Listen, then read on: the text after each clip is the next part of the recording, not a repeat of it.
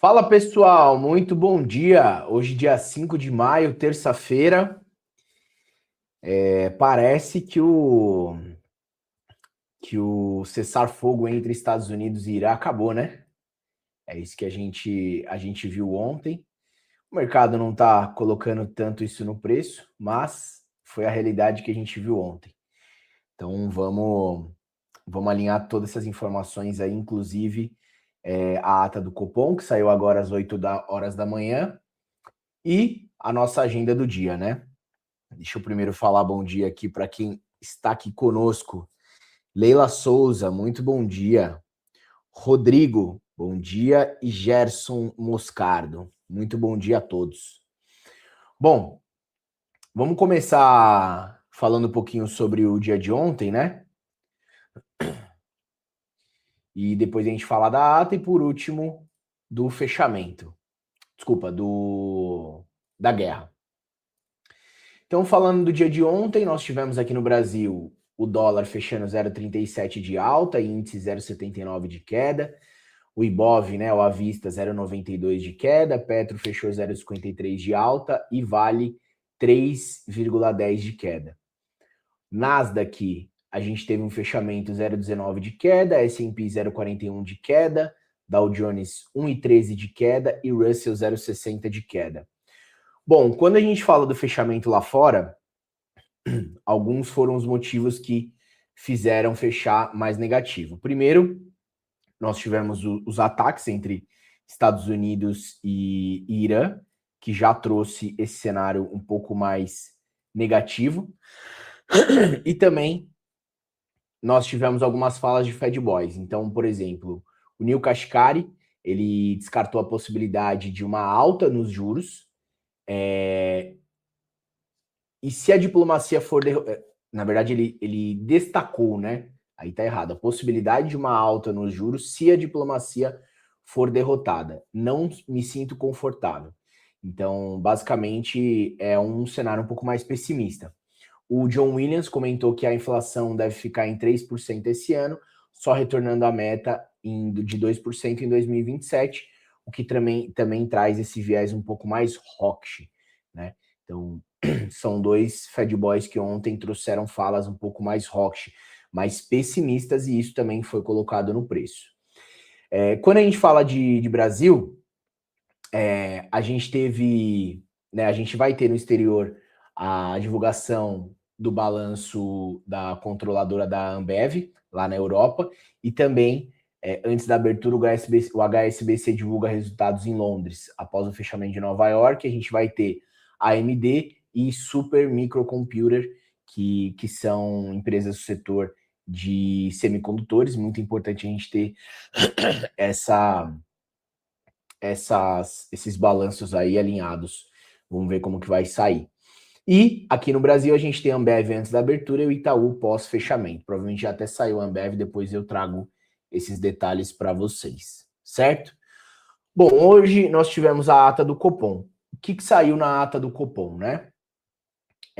A magnitude e duração... Eu trouxe aqui só para... A gente vai ler aqui alguns destaques da ata, não vou conseguir trazer todos, mas eu trouxe os que eu julgo mais importantes aí para a gente poder comentar. A magnitude e duração do ciclo de cortes de juros serão determinados ao longo do tempo, incorporando informações que aumentem a clareza sobre a profundidade e a extensão dos conflitos no Oriente Médio. Então, o que ele está falando aqui? Que o quanto ele vai cortar e se ele vai continuar cortando vai depender das informações que vão trazer mais clareza em relação aos conflitos no Oriente Médio.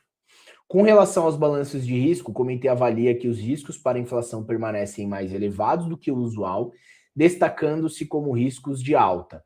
Então, quando a gente fala das questões do que está acontecendo no conflito, isso mostra que a gente tem riscos maiores lá fora, e por isso eles são mais elevados aqui no Brasil também. Em relação ao cenário doméstico, o conflito dos indicadores segue apresentando, conforme esperado, trajetória de moderação no crescimento da atividade, enquanto o mercado de trabalho ainda mostra sinais de resiliência. O que ele quer dizer aqui? Trajetória de moderação no crescimento da atividade, ou seja, a atividade, né, no cenário doméstico, a atividade ainda continua em crescimento moderado, e o mercado de trabalho ainda mostra sinais de resiliência, ou seja, ele mantém uma quantidade de geração de emprego resiliente, contínuo, estável. E isso é um cenário, logicamente, quando a gente pensa na economia, é bom para a economia brasileira, mas quando você pensa em inflação, é ruim porque não abre tanto espaço para continuar sendo cortado os juros. Então, ele já mostrou aqui que tanto na questão do Oriente Médio quanto nessas questões de crescimento interno, é o que o BC vai olhar para decidir se vai continuar cortando nas próximas reuniões os juros ou não.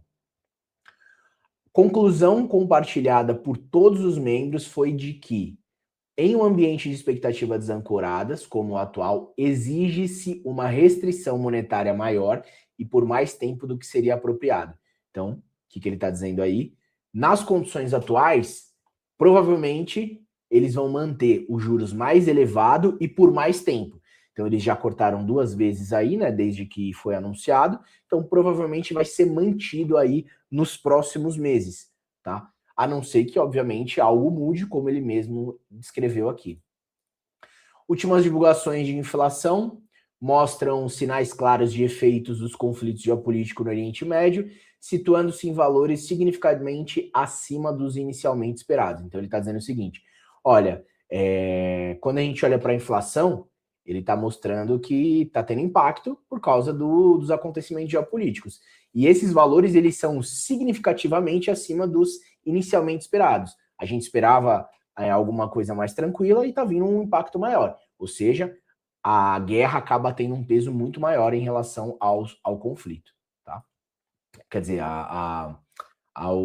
as decisões de política monetária aqui no Brasil. Além das tensões geopolíticas, permanecem incertezas com relação à política econômica dos Estados Unidos. E aí, esse ponto eu deixei porque traz o que eu comentei ontem com vocês, que eram os assuntos sobre as tarifas, né? As tarifas voltaram aí para serem discutidas. Se eu não me engano, hoje ou amanhã o Lula vai ter uma reunião, né? O governo brasileiro vai ter uma reunião com o Trump, onde eles com certeza vão abordar esses pontos também. Então, muito importante que a gente tenha tudo isso em mente para os próximos desdobramentos, certo? Então, assim, só para concluir, né? Quando a gente falar da ata, veio uma ata hawkish, certo? Existe um pessimismo muito grande com os próximos passos.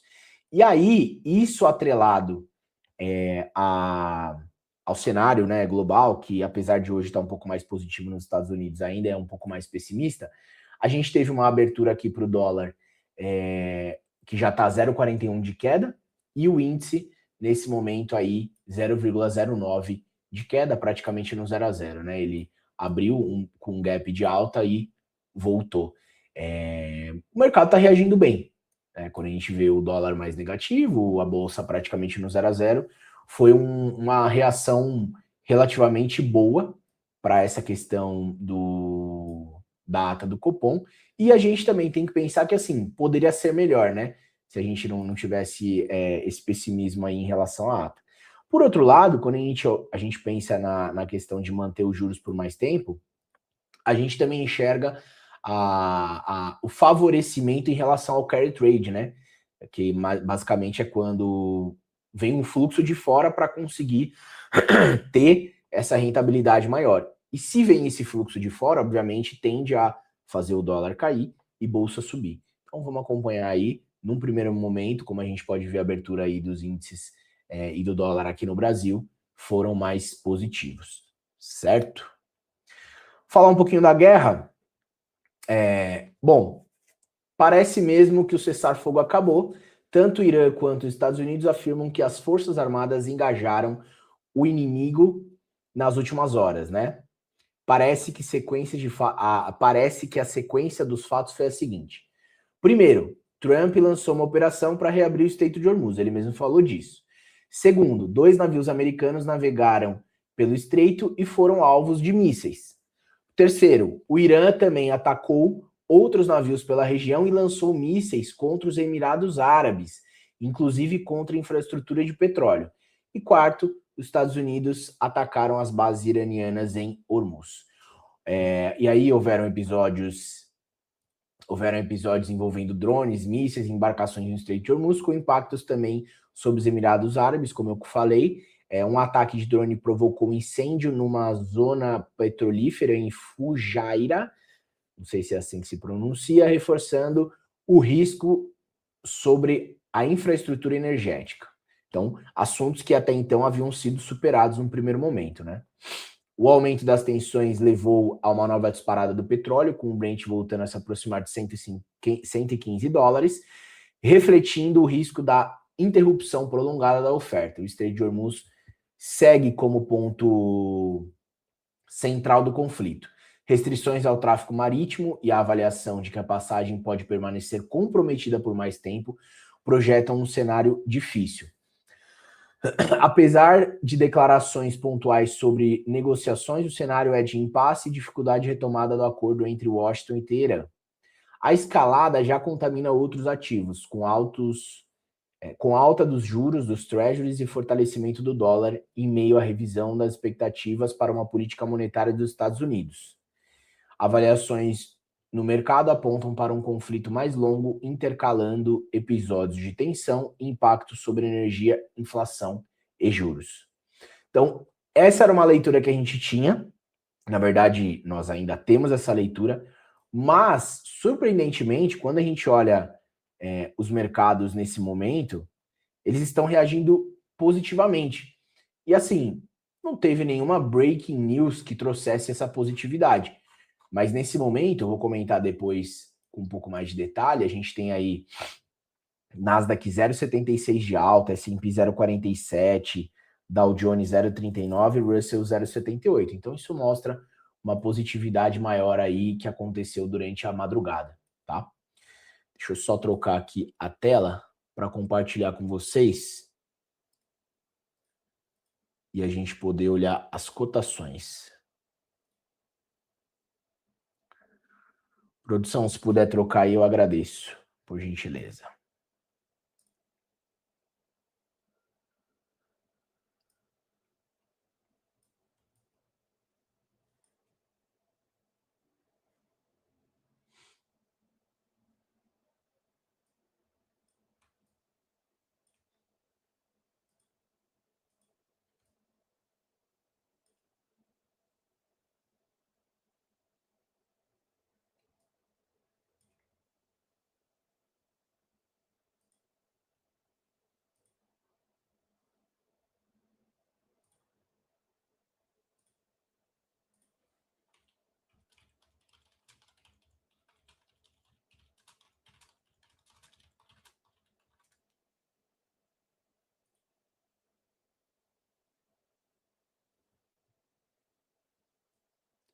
Só mais um minutinho, pessoal. Já estamos trocando aqui a tela.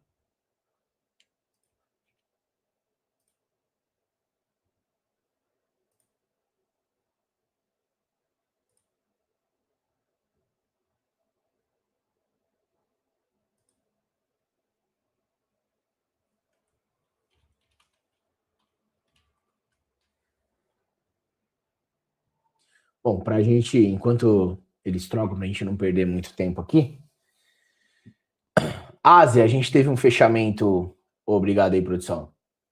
A gente teve um fechamento positivo, quer dizer, negativo para as praças que estavam abertas, né? Hang Seng fechou negativo 0,76 e o S&P australiano fechou negativo 0,19. Foram as duas que estavam abertas, as outras estavam em feriado. Vamos dar uma lida aqui no que foi falado em relação à Ásia.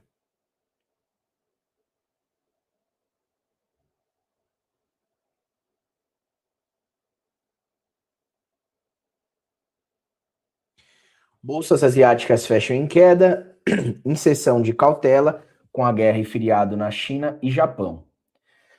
Com os mercados no Japão e na China continental fechados, o índice Hang Seng caiu 0,8, reduzindo ganhos iniciais por cautela após os relatos de ontem sobre novos ataques perto do Estreito de Hormuz e danos a instalações em partes do Golfo. marcando o agravamento mais sério desde o cessar-fogo. Em relação a dados, a economia de Hong Kong expandiu 5,9% ao ano, ante expectativas de 3,5%. Então, nenhuma novidade. Em relação à Europa, vamos ver se teve algum calendário hoje para a Europa. Nenhum calendário relevante. O euro, nesse momento, 1,52 de alta, o índice inglês 1,27 de queda, o alemão 1,42 de alta, o francês 0,74 de alta, o espanhol 1,35 de alta e o índice italiano 2,10 de alta. Com balanços positivos, bolsas europeias sobem majoritariamente, apesar da escalada da tensão em Hormuz. As bolsas europeias operam majoritariamente em alta na terça-feira, influenciadas por balanços corporativos favoráveis, embora a tensão entre Estados Unidos e Irã siga se intensificando.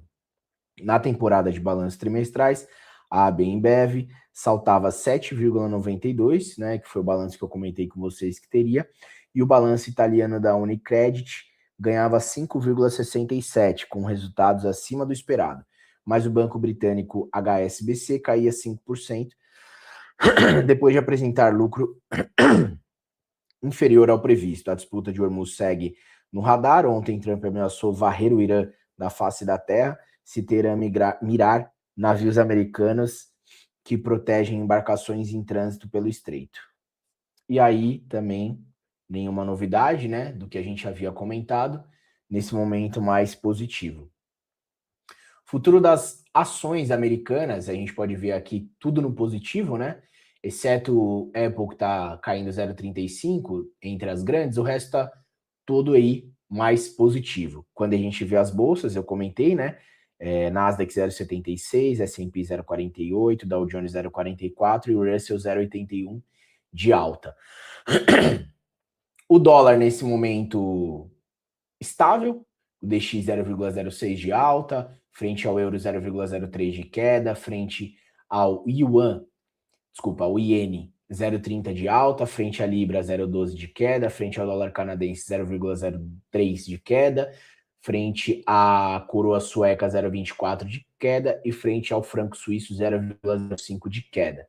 Então, entre os emergentes, estável, mas é que o euro tem um peso maior, né? E o Yuan também. Quer dizer, o Iene também. Então, por isso que tá 0,07 de alta. O dólar entre os emergentes, aqui no Brasil, deixa eu ver direto aqui da plataforma, a gente tem o dólar 0,45, né? Nesse momento. Ele ainda não atualizou aqui, deixa eu atualizar para ver se entra.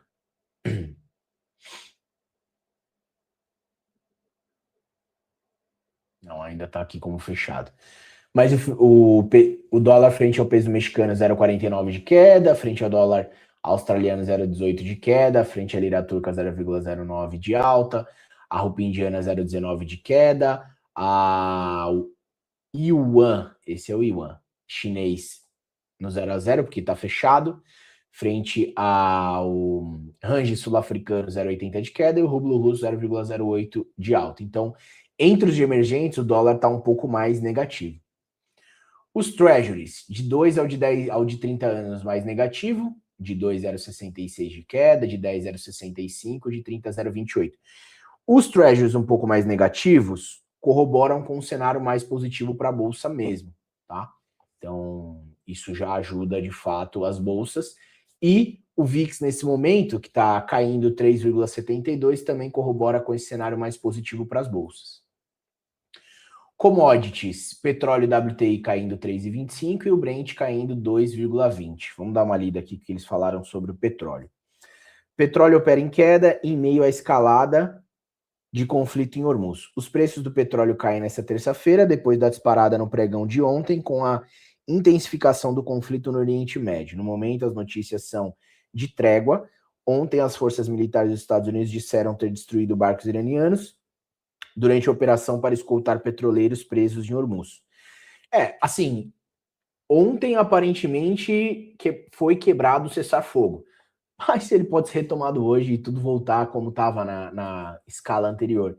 Então, muito difícil. E aí, fica difícil você prever né? Você tem um direcionamento claro para o mercado, mas ontem a gente teve uma reação negativa e hoje a gente está tendo uma reação positiva, sem nenhum direcionamento.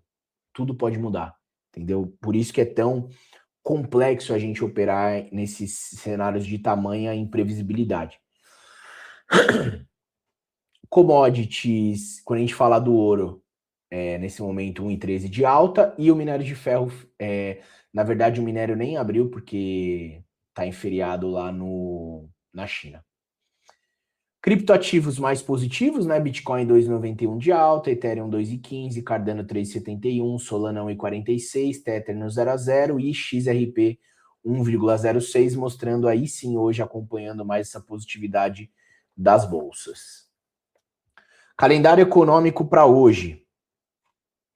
Nós temos agora 9h30. Cadê? São dados menos relevantes, né, que vão sair agora. Exportações, importações, balança comercial, licença de construção. Eles vão sair agora 9h30, mas são dados menos relevantes. O que são importantes? 10h45, PMI do setor de serviços. No mesmo horário, o composto S&P. Às 11 horas, vendas de casas novas. E também às 11 horas, o JOLTS. Ainda às 11, PMI SM não manufatura. E de relevante é isso. Esses são os dados mais relevantes que vão sair. Então, 9h30 agora, mas não são relevantes. 10h45 e depois 11 horas da manhã. A maior parte, os mais importantes, depois da abertura do mercado americano. Certo? Dúvidas? Renan Rego, bom dia. Bom dia, meu amigo. Bom dia, Dejair. Bom dia, Murilo. Bom dia a todos. Bom, pessoal, agora estamos chegando já aí às 9h30. Só deixar um recadinho para vocês. QR Code na tela, do lado direito, o Diário do Trader, para quem não conhece, é a nossa plataforma de análise de performance. Vocês têm 30 dias gratuitos se cadastrando pelo QR Code. Aqui vocês vão conseguir conectar sua conta B3, acompanhar todas as informações da sua performance, criar análises personalizadas e também receber diariamente este panorama aqui, tá? Nesse panorama você tem uma previsibilidade de como você deve atuar no seu dia. É basicamente o panorama baseado no seu histórico operacional. Então é muito interessante e ajuda vocês a pararem de cair nas armadilhas que vocês mesmos cavam, né, no dia a dia. Então convido a todos a participarem. Tem controle de assertividade e relação, análise de payoff médio por janela operacional e também para alguns planos a gente monta o plano de trade fazendo uma mentoria aí com vocês, tá bom? Então, cadastrem-se e aproveitem aí enquanto ainda estiver disponível. Beleza?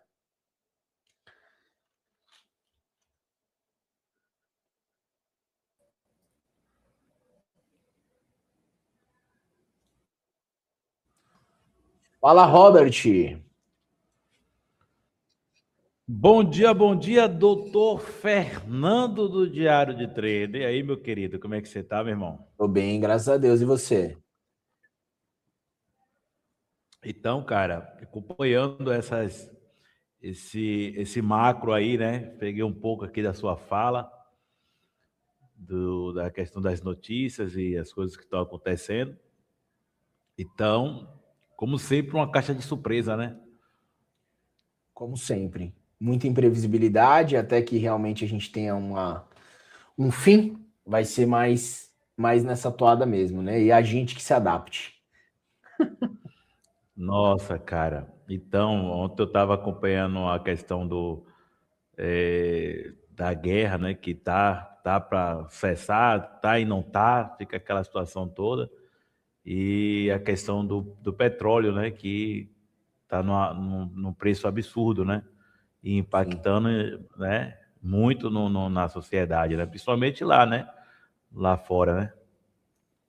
sim. Sim. Acho que o mundo todo vai ter impacto, né? Alguns países da Ásia até estão já tendo que fazer algum tipo de diminuição no consumo, né? Algum tipo de racionamento aí em relação ao petróleo, né? Países tendo que colocar suas reservas aí no mercado. É um impacto generalizado. O problema não é ter o impacto, o problema é o quanto tempo esse impacto vai perdurar. E é isso que o mercado cada vez mais vai tentando digerir, interpretar. Aparentemente, né, a gente tem acesso a algumas notícias quando saem que a gente está em busca desse acordo, né? A gente, quando eu digo os Estados Unidos com o Irã, mas aí um dia como ontem já joga água em cima dessa expectativa. Então, é muito difícil a gente, até mesmo para o investidor institucional, né, que é quem realmente tem grana, se posicionar de forma consistente, porque ele não consegue ver um caminho claro, né? Hoje, por exemplo, realmente os mercados estão um pouco mais positivos, mas pode ter um novo ataque, voltar ao momento anterior e tudo mudar. Então, é um momento de muita imprevisibilidade mesmo no mercado. Então, cara, e com isso nós também entramos no meio da guerra, né? Indiretamente nós também estamos em guerra.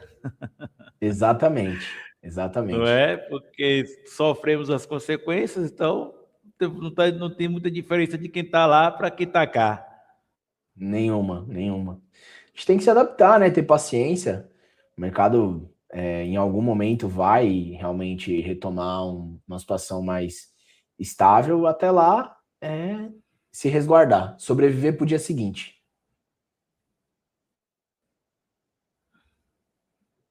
E o dólar caindo bastante, aí perdendo mínima e O caindo dólar bastante aí. a gente teve a ata do Caramba. Copom, como eu comentei, né, mais cedo, e a ata veio o Rocht, né, os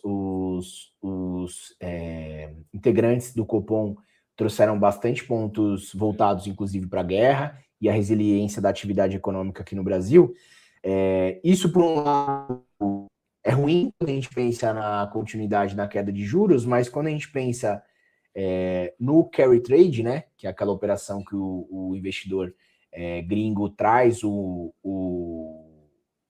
investimento para cá para conseguir pegar essa diferença de juros, isso é bom. E se ele traz para cá, dólar cai e bolsa sobe, né? Não necessariamente a bolsa, mas o dólar tende a ter uma pressão maior para baixo. Então, acredito que muito nessa linha a gente está tendo o dólar para baixo, mas para além disso, o cenário hoje para o dólar também é mais negativo, né? A gente vê o peso mexicano, que tem a maior paridade, bem mais negativo, possivelmente porque também está recebendo algum tipo de fluxo em relação a isso, né? E depois que acabarem os balanços, a gente pode ver isso se intensificar de novo, a depender de como aconteça os próximos passos da guerra, né? Então, Fernando, seguimos operando, né? Seguimos com muita Seguimos paciência. operando e atento a tudo, né? É isso mesmo. Tenhamos paciência. Beleza, cara. Bom estar com você, viu? Tamo juntos. Um bom dia para você Tamo aí. junto. Um E ótimo vamos dia que para vamos. você, para todo mundo que está acompanhando aí a gente, viu? Abraço. Valeu, Fernando. Um abraço, irmão.